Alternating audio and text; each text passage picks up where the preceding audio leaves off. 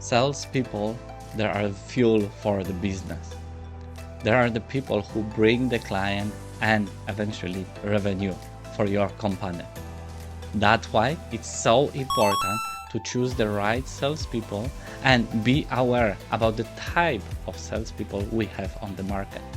In today's episode, I will share with you information about the type of the salespeople and about their characteristics.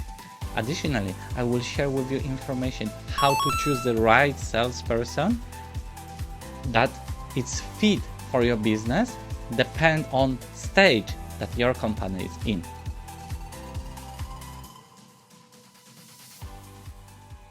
My name is Adam Skoneczny and this is Go Global Asia podcast. I've been living in Asia for 9 years, and for the last 7 years I've been helping Asian IT companies to expand their business to the global market. In this podcast I am talking about sales in IT and everything related to global expansion and collaboration with Western clients. This episode, it will be like life jacket for CEO, for the director of sales, for the founders of the companies, because in this episode I will give you much more information and understanding about the salespeople and how to choose one. Additionally, why this episode, I said it will be difficult, it will be hard. The reason is that in the IT industry, the common story is that the founder of company, there are technical guys. What I mean, the common story is that there is the IT engineer who is doing the software development for some company. Then he is getting from his friend order that they can do as a side hustle. So they need to develop some web application, mobile application, anything, website. And then they get in more and more those side hustles. And then they can see, oh, there is opportunity for the business. So what they do, they open the company and they start taking those requests from the friends and they build in the team and then they have the business. However, they never been trained to do the sales, do the marketing, especially hiring sales. Second reason why this is difficult, why building the sales team is difficult, it's because salespeople, they've been trained to tell you what you want to hear. And it's really easy for them to share the information, especially for people without experience, in the way that they will be very persuasive. So I can see when I consult my client, when I consult their businesses, I see that they're making a lot of mistake in this area. So that's why this episode will be very important for you guys. I mentioned about this many times before, and I want to mention it again. I love technology, but also I am a very curious person and I love psychology. I love sales. And thanks to this, I have these unique capabilities of understanding the both environments. And I completely understand how can be difficult for the technical people to build their sales team and hire the sales representative. So without further ado, let me get into it. I have divided sales people into two groups to make it much easier for you to understand what I am talking about, to make it much easier for you to apply in your business. I divide them for two groups, namely, first group of the salespeople, it will be the type of the salespeople we have on the market. And in this group, I will share with you information about the special tendency, let's say like that, of the salespeople to do some activities or tendency to have some specific skills and be on some specific level. Second group, it's a group where I will focus more on their abilities and characteristic. In this group, you will see that there are different characteristics of the salesperson and different characteristic much different stage of the business. If you are a startup, if you are a corporate, there will be completely different type of the salespeople and the characteristic they need to have to be able to help your business grow. Okay, so let's start from the first group. And the first type of the salesperson, I call them collectors. Collectors are the salespeople where I would say there are the lowest level. If you have a rank, let's say based on their skills and experience, the collector will be lowest rank. And what is the collector? Collector is the person who is sitting in office and waiting for the lead for the client, warm client ready to buy from their marketing department and from any other sources from their friends, wherever.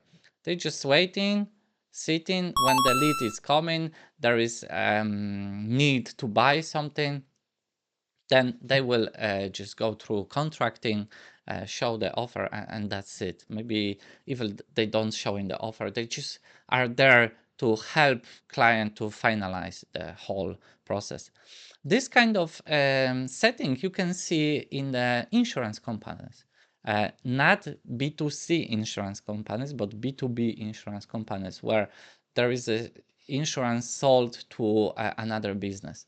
And usually you have a person who is going have a building relationship with the client and selling them when they are, let's say, at their office discussing with the client directly. This is not the salesperson I'm talking about. I'm talking about the salesperson that this person who went to the office will pass further to finalize the whole sales.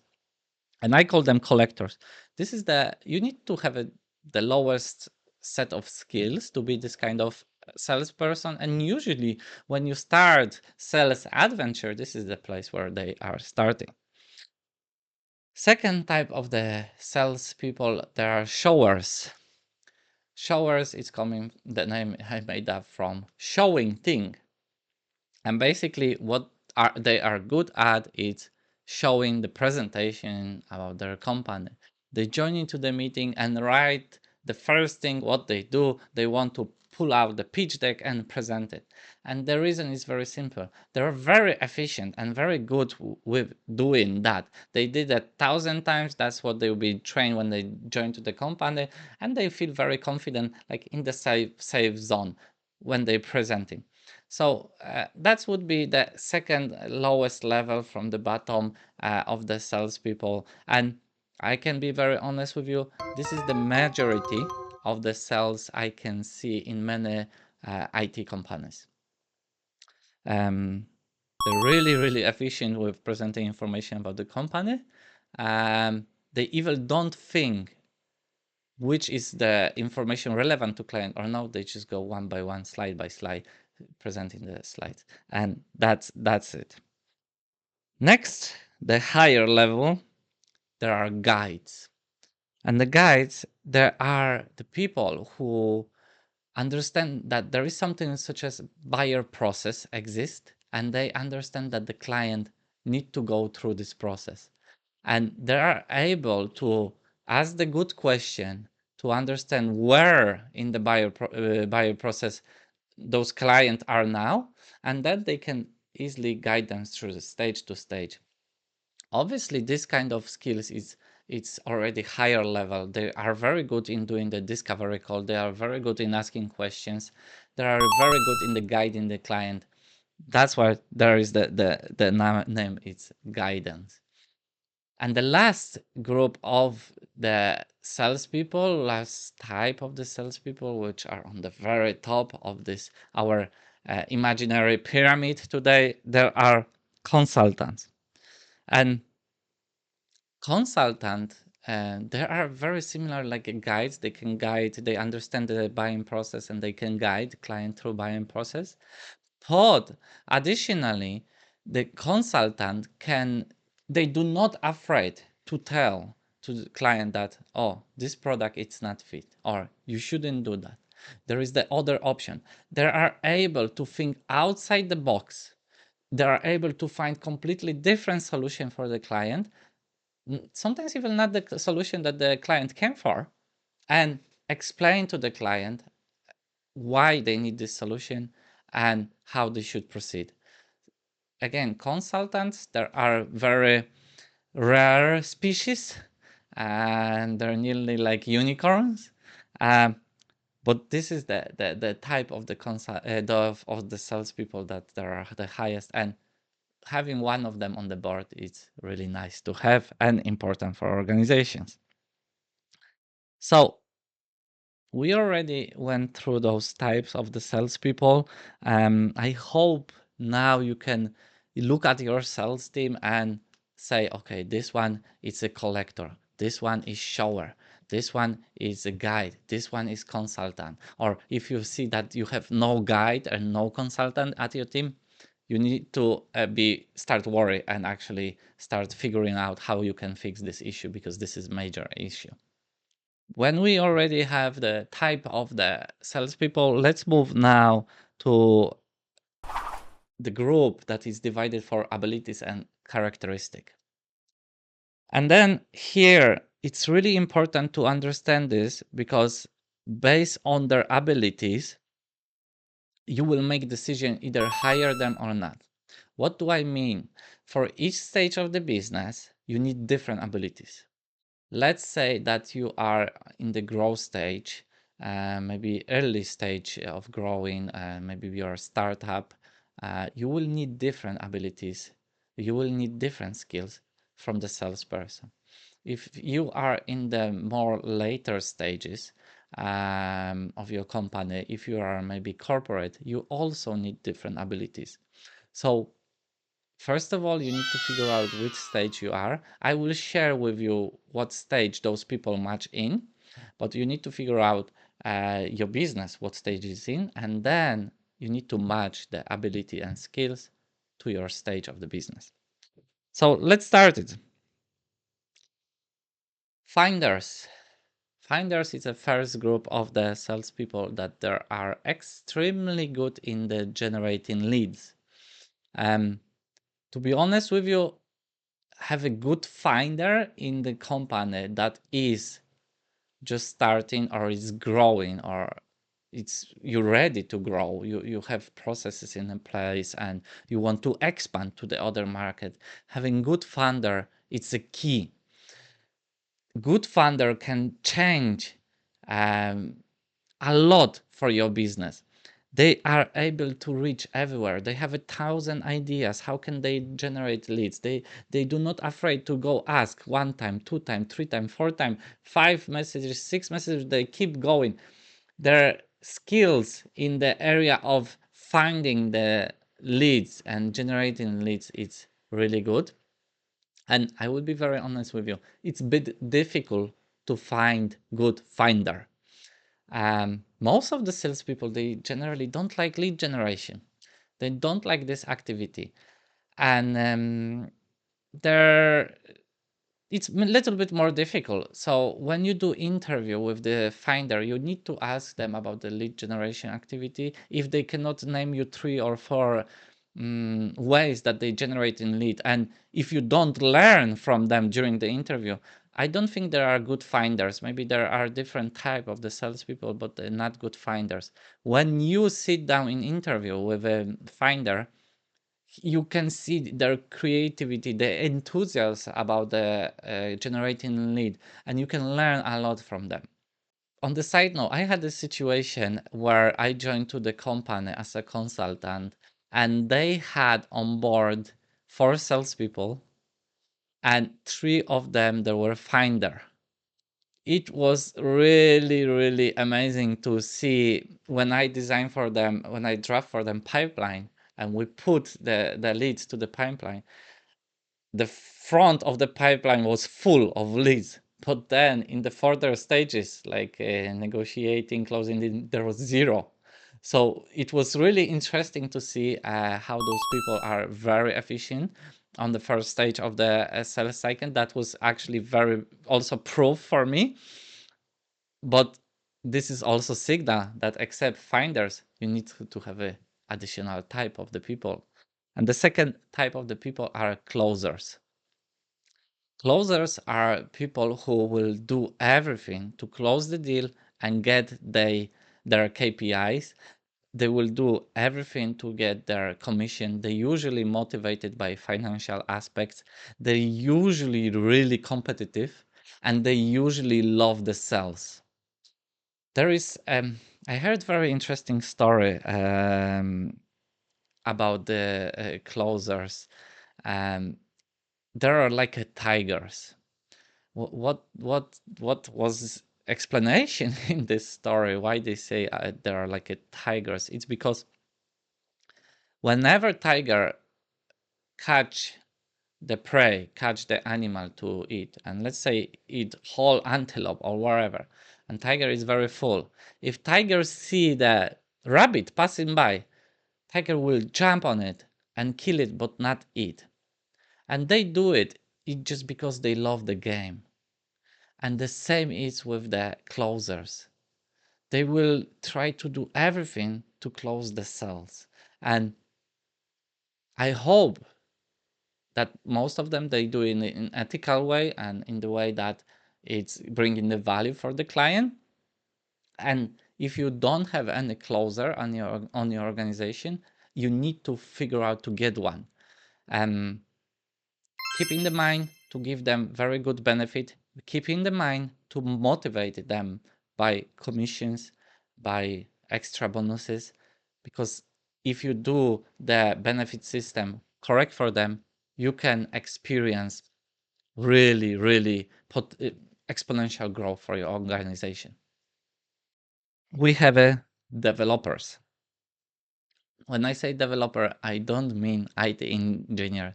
I mean developer salespeople who are very good in developing the relationship with existing clients.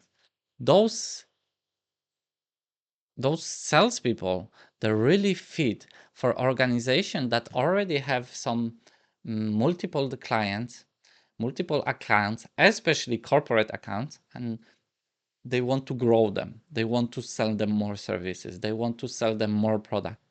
Those people, they're really good for that. They can go to organization, they can go to the client, they can build relationship, they can ask important question, and then they can bring those information back to the company and work with the team to provide more value to the client. Again, this kind of salespeople, there are for more mature organization, the organization that already have quite good number of the clients, have already been working with them for a little while, and now it's time to grow existing account. On the side note, I can tell you it's always much easier to sell to existing client than get a new client. So if you have a already base of the client, make sure that you have one developer in your organization. Next are hunters. Hunters are the type of the salespeople that can go after client, and they can go after client starting from very early of the sales cycle and going through the whole sales cycle until closing. They're very good in the managing whole sales process. They're quite good in the lead generation. They're quite good in the discovery meetings. They discover the needs, pain points of the client. They're quite good in the presenting as well and closing. So as you see, hunters, they have a multiple skills connected in one place. Those are very experienced salespeople, and those are usually type of the people that they like to work independently. They like to have their goal. They don't like be bothered. They don't like to support the other team members. They just want to get their quota and the time frame, and they want to go after it. If you find a good hunter, they are very good to grow the businesses from, let's say, SME to higher to corporate levels. Those type of the skills can help build the organization and come to the much higher level. Consider, if you are at this stage, to find few hunters, to get few of them on the board, and allow them, give them freedom to go after the client and help you gain more revenue. You need to be very careful when you're interviewing and when you're looking for the hunters, because they are really good. They have a very good skills. They can convince and pursue very easily, but they will require a lot of freedom from your side. And now this is the challenging part. On one hand, you need to give them freedom, but on the other hand, they need still motivation from your side. They need the kick. They need external motivation. They're not motivated by themselves. In most of the cases, I don't tell about everyone. So you need to somehow make sure that they update the information, they follow up with the process, they give you some result, you meet them, you talk to them from time to time. Again, you don't bother them too much because they don't like to be bothered, but you keep your hand on the outcomes and result that they're doing and the activities that they're doing. And then there is the last type of the characteristic and abilities that you need to consider in your organization, and those are managers, sales managers. I call them, there are people of the people. So it's the best if you find a sales manager who was the hunter before, but the hunter with the skills or characteristic that they like working with other people. They like working with other people more than the quota, more than KPI. And this would be the good sales manager. The characteristic of the sales manager, they want to grow other people. They want to help other people. Why this is so important? Because only manager can lead the team, can manage the team if, first of all, they understand full sales process and how to do it. And the second, they are patient enough to explain it and teach other. Because only in this way, the other team members, they will be respecting them and following them. Only in the case that they see that they know what they're doing, they have experience and they can explain them and they can help them reach their goals. This is really important. And this would be the main difference between hunter and manager. The manager, it's not anymore so, let's say, competitive. They just more caring about the other people and they want to grow other people.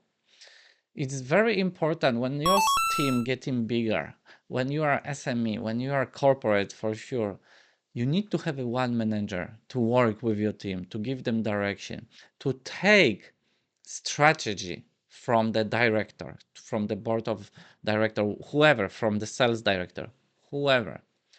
Take it, analyze this, divide it for small actionable task steps, and assign each of this to the sales team, and then help them execute and get their results. Those are the good manager. Additionally, good sales manager, it's really demanding. So what they will do, they will create competitive environment in the organization. They will set up the KPIs in the specific way. And this is actually how you can interview the good sales manager. If you ask them how you set up KPIs, and he will tell you that, oh, 1 million, it's our goal. So I will divide this for the team and this, I will explain them this is their goal. If he assume that the 1 million is the goal and he will say this is the 100%, this is not creating competitive environment. If 1 million is goal, he should give the goal to their team 1.2, 1.3 and expect from them more than actually the goal. When the salespeople reach 80%, they should be already awarded. And this is how you work with the salespeople. Why? Because in the organization, you always will have some outstanding salespeople who will reach much more than the other. And if you don't challenge them, they will never do it.